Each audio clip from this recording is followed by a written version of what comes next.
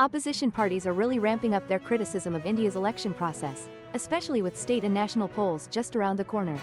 Concerns about how reliable EVMs are and the accuracy of voter lists used to be mainly discussed on social media, but now they've escalated into full-blown parliamentary challenges. Alright, let's kick off with this.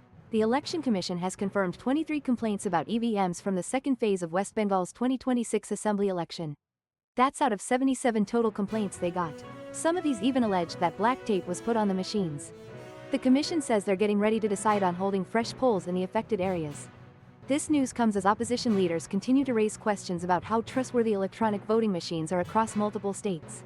And these problems in West Bengal? They've just added more fuel to an already heated national debate about election transparency.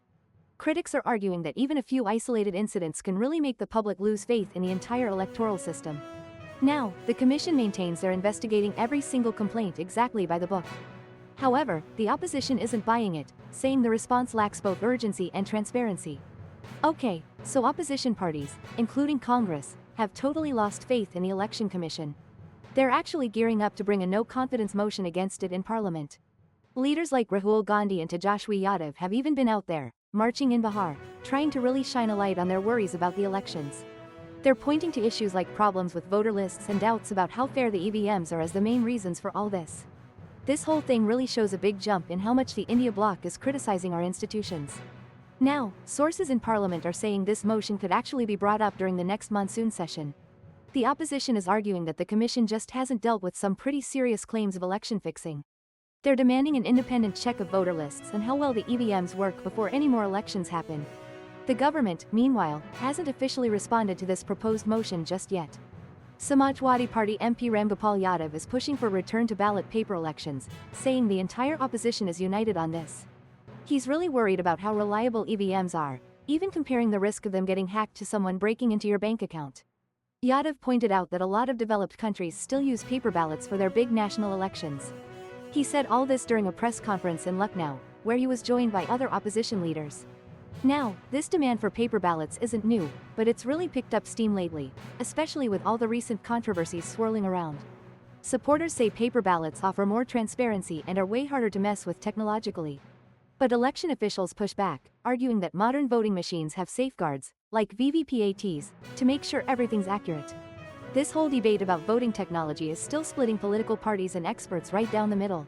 So, after the West Bengal election 2026 results dropped, opposition leaders, including RJD's Rohini Acharya and Shakti Singh Yadav, immediately started claiming the win wasn't exactly on the up and up.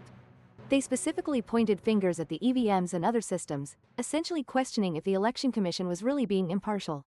These leaders flat out said it must have taken fraud and manipulation to pull off that victory.